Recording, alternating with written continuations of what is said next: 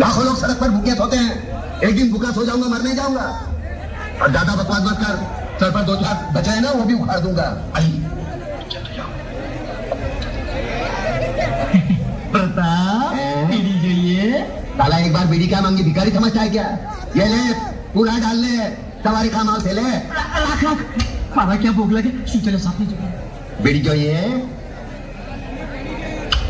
बना लो कुछ उनका केक देख, मामा बचा लो मेरी माँ को, बचा लो मेरी माँ को, बचा लो मेरी माँ को, बना लो कुछ उनका केक देख, बचा लो मेरी माँ को, मामा बचा लो मेरी माँ को।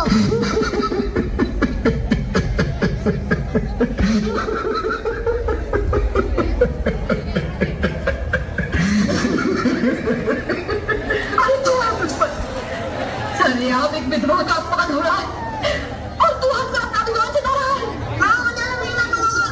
अरे ये क्या बचाएगा मुझे? ये तो एक औरत की लाचारी में हंस रहा है। ऐसे लोगों की दहलीज से तो एक औरत को वैसे बनने में भी शर्म नहीं आएगी। अरे चुप कर, शर्म तो तेरे को आनी चाहिए। आज बचाऊंगा, कल कौन बचाने आएगा तेरे को? औरत इसलिए नहीं कोठे पर बैठती क्योंकि वो बेबस है, इसलिए बैठती है क्योंकि वो जंग लड़ना नहीं चाहती। कुत्ते की तरह जीने की आदत पड़ी है सबको। अरे इज्जत से जीना है तो खुद लड़ना सीखो। ऊपर वाले ने हाथ दिए लगे फैलाने, मुंह दिया है लगे गिड़गिड़ाने, बचाओ बचाओ, कौन आएगा? अरे दांत सिर्फ खाने जमाने के लिए नहीं है, काटो उसको। अरे वो डंडा उठा, फोड़ दे उसका सर, हम तमाशा देखेंगे। तो कलम वाली बात। बैठो भाई बैठो।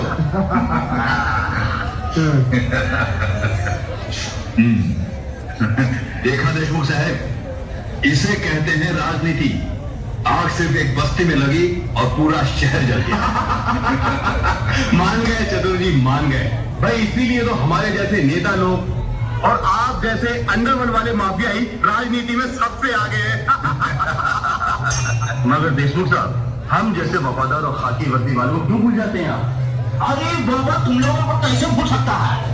अभी तो हम लोग हमारा हर काम में तुम जैसा वफादार अफसर लोगों का भी हिस्सा रखता है। योगराज बाबू, बस अब तो लक्ष्मी नगर पर योगराज नगर बन जाए तो हम सब बहुत जल्द अरबपति बन जाएंगे। अरबपति बन जाएंगे क्या योगराज? समझो बन गए। अरे तुम में से कोई कुछ बोलता क्यों नहीं? क्या मैं गलत कह रही हूँ? क्या तुम्हें मुझ पर यकीन नहीं है? इतने बरसों से मैं इस बस्ती में रह रही हूँ, मैंने लड़ाइयाँ देखी है इस बस्ती में, सास बहू की लड़ाइयाँ देखी है, भाई भाई को लड़ते हुए देखा है, बच्चों की बातों में तुम बड़े लोगों को लड़ते हुए देखा है, मगर किसी को धर्म के नाम पर लड़ते हुए नहीं देखा। फिर आज ये हिंदू या मुसलमान, ये हिंदू मुसलमान कहाँ से आकर खड़ा हो गया? अरे तुम लोग समझते क्यों नहीं? जिन लोगों ने हमारी बस्ती में आग लगाई है वो ना हिंदू थे ना मुसलमान। चल गद्दार नेताओं के खरीदे हुए गुंडे थे वो। हर नेता तो सिर्फ यही चाहते हैं कि धर्म के नाम पर हमारे दिलों में नफरत पैदा हो जाए, हम एक दूसरे को काटे मारे खून बहा दे। अब वो गाली गाली तमाशा देंगे, हम ऐसा नहीं होने देंगे। बंद कर अपना ये लेक्चर। असली जानना चाहती है तो चल चल मेरे साथ इधर आ। ये देख, ये है असलियत, ये मेरे मासूम बच्चे हैं। पूछ इनसे कितने मारा मेरी बीवी को, कितने मारा इनकी माँ को। बेटा बोल बेटा बोल, कितने मारा तुम्हारी माँ को? बोलो। सुना तुम्हें?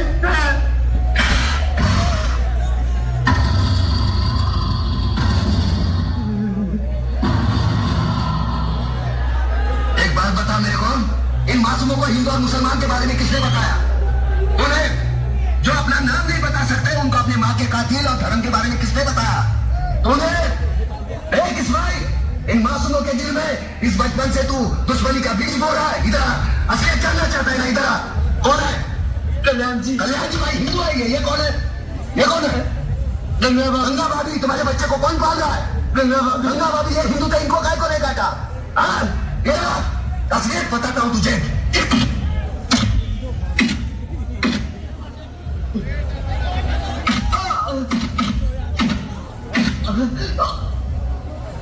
ये ले, ये मुसलमान का खून, ये हिंदू का खून। बता, इसमें मुसलमान का कौन सा, हिंदू का कौन सा? बता। साले बनाने वाले ने इसमें फर्क नहीं किया, तू कौन होता है फर्क करने वाला? ये कलम वाली बाई ठीक कहती है, इसकी कड़वी सच्ची बातें तुम्हारे खोपड़ी में नहीं घुसती। किसने किसको मारा? किसने किसको जलाया? सारा कल तक हम एक दूसरे के त्योहार में शरीक होते थे, एक दूसरे के सुख दुख बांटते थे। अपने टकले पे गणपति लेके काय को जाता था? पानी में गणपति बाप्पा मौलिया काय को नाचता था? अल्लाहुम्मा सल्ली अला सैयदना मौलाना मोहम्मदी व अला आले सैयदना मौलाना मोहम्मदी व बारिक व सल्लिम। ये दुरूद शरीफ तेरे को किसने सिखाया? अब चंद गद्दारों की साजिश में अपने भाईचारे को दफनाना चाहता है। प्रताप मुझे माफ कर दो, मैं बह गया था, प्रताप मुझे माफ कर दो। कौन बोल रहा है?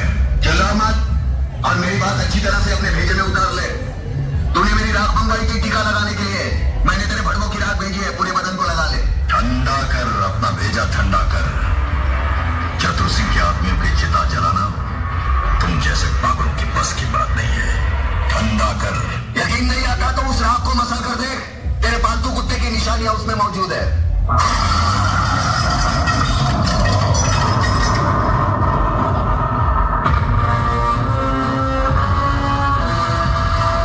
अबे हराम के, तूने जलती हुई आग में हाथ डाला है। हम तुम्हें ऐसे जलाएंगे कि तेरे जाने वालों को गंगा में बहाने के लिए तेरी राख भी नसीब नहीं होगी। अरे मुझे जलाने की बात छोड़, मैं तो तुझे ऐसे मौत मारूंगा ना तो तुझे जमीन नसीब होगी ना आसमां। चतुर सिंह, ऊपर वाले के हाथ से तू बचे ना बचे, लेकिन मेरे हाथ से तेरे को कोई नहीं बचा सकता।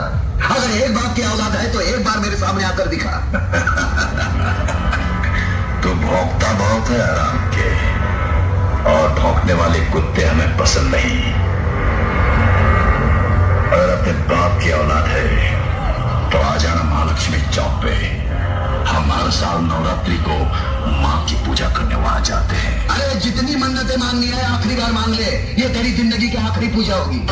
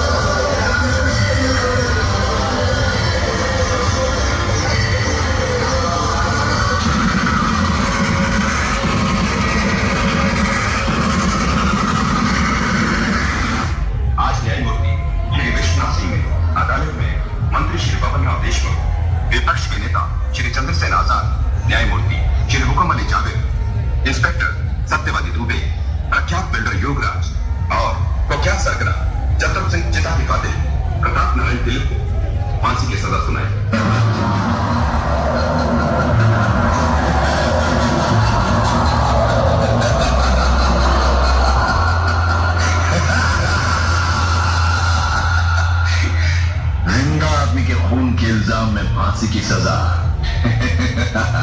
देखा बकिया, हमें तो माता के आशीर्वाद और बुलेट प्रूफ जैकेट ने बचा लिया, मगर वो हराम का कानून की मौत नहीं, चतुर सिंह चिता की दी हुई मौत से मरेगा। पता करो कौन से जेल में है।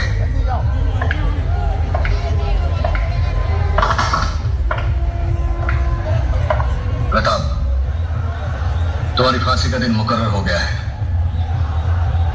अगर कोई आखिरी ख्वाहिश है तो बता दो, वो भी पूरी कर दी जाएगी। यहां ऐसे घुटन सी होती है। मैं इन 4 दीवारियों में मरना नहीं चाहता। मुझे वही फांसी दे दो क्रांति मैदान में, सबके सामने, जहां से इस देश में क्रांति की शुरुआत हुई थी।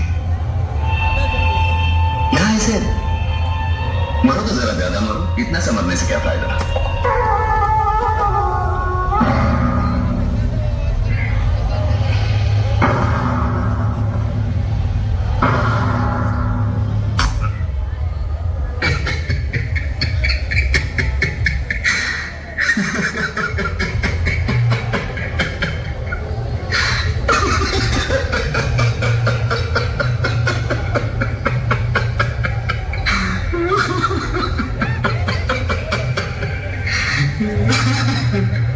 आ गए मेरी मौत का तमाशा देखने।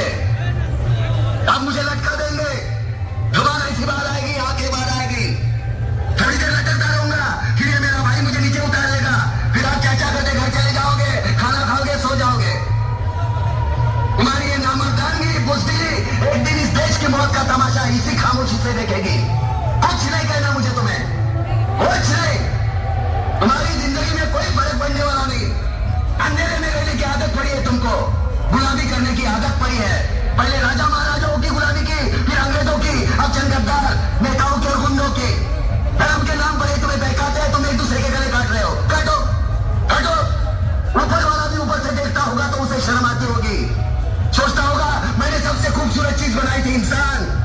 इंसान नीचे देखा तो सब कीड़े बन गए, कीड़े कीड़े। रेंगते रहो, सटते रहो, मरो। आए और गए, खेल खत्म। क्यों जिए मालूम नहीं, क्यों मरे मालूम नहीं। कलम वाली बाई क्रांति लाना चाहती थी, कलम के जोर पर काले वर्तमान को खत्म करना चाहती थी। कौन समझा उसकी बात? 7 साले मुर्दे, जिंदा लाशें, किसे जगाती हो? मैं जाग गया, कुछ अच्छा काम करके जा रहा हूं, सुकून है। लेकिन ध्यान में रखना, तुम्हारी ये खामोशी कल तुम्हारे बच्चों के लिए रोना बन जाएगी। ये कानून वाले, वर्दी वाले नेता, इन्होंने अपना ईमान दे दिया। एक दूसरे को जलाते वक्त तुम्हारा ईमान कहा गया था भाड़ में।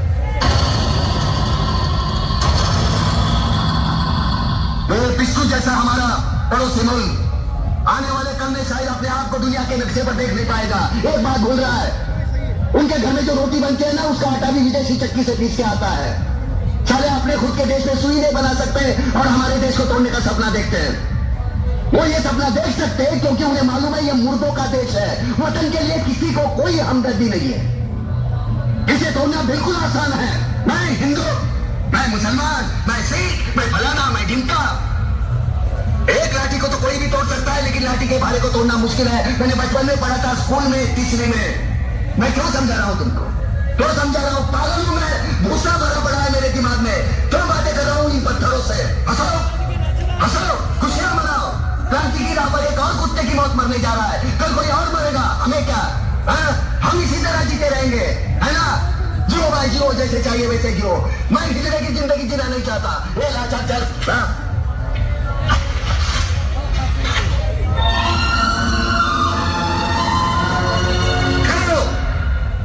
ये फांसी नहीं हो सकती। उन देशद्रोहियों के खिलाफ जो सरकार को सबूत मिले हैं, उससे साबित होता है कि प्रताप ने उनको मारकर देश का उद्धार किया है।